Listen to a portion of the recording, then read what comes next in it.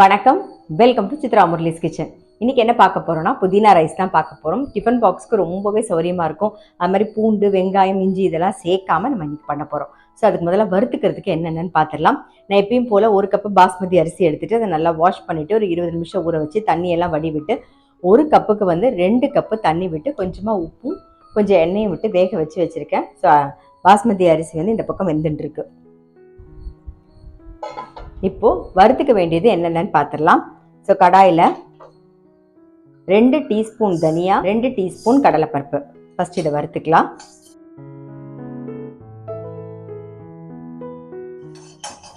ஒரு சின்ன நெல்லிக்காய் சைஸ்ல புளி, அதுக்கப்புறம் காரத்துக்கு பச்சை மிளகா 2 பச்சை மிளகா சேர்க்கிறேன். இப்போ இதில் ஒரு 2 டேபிள் ஸ்பூன் தேங்காவோட ஈரப்பதம் போகணும். தேங்காவோட ஈரப்பதம் போயாச்சு. இப்போ புதினா நல்ல ஒரு கைப்பிடிக்கு ஃபுல்லாக புதினா சேர்த்துக்கலாம். புதினா ரொம்ப வறுபடணும்னு அவசியம் கிடையாது, ஜஸ்ட் அந்த சூடு மட்டும் போதும் அதுக்கு. அதனால் ஒரு பெரட்டிட்டு நீங்கள் அடுப்பை ஆஃப் பண்ணிடலாம். அவ்வளோதான், நான் அடுப்பை ஆஃப் பண்ணிடுறேன். இப்போ வறுத்தது நல்லா ஆறிடுத்து நம்ம அரைச்சிக்கலாம். நல்லா கோர்ஸாக பொடி பண்ணிட்டோம். தேவையான உப்பு சேர்த்து அரைச்சிக்கலாம். உப்பு சேர்த்து அரைச்சாச்சு. இந்த பக்கம் கடாயில் நல்லெண்ணெய் விட்டுருக்கேன், அது நல்லா காஞ்சிடுத்து. உளுத்தம்பருப்பு,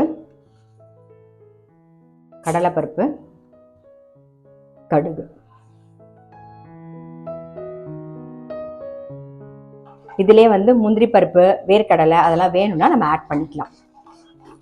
கொஞ்சமாக மஞ்சள் பொடி, இப்போ அரைச்சதையும் சேர்த்துடலாம். இது கூடவே பெருங்காயப்பொடி சேர்த்துக்கலாம். அரைச்சதை சேர்த்து நல்லா ஒரு மிக்ஸ் பண்ணியாச்சு. இப்போ வடிச்சு வச்சிருக்க சாத்தை சேர்த்துடலாம்.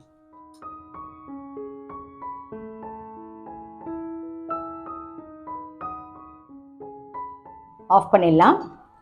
நம்மளுடைய புதினா ரைஸ் ரெடி. ரொம்ப ரொம்ப சிம்பிள். நீங்கள் டிஃபன் பாக்ஸ் கொடுக்கணும்னா இந்த மாதிரி நல்லா வறுத்துட்டு அரைச்சி கொடுத்துட்டிங்கன்னா ரொம்ப ஈஸியாக இருக்கும். வெங்காயம் தேவையில்லை, பூண்டு தேவையில்லை, இஞ்சி தேவையில்லை, அதுக்கெல்லாம் நம்ம பெருங்காயம் போட்டிருக்கோம்.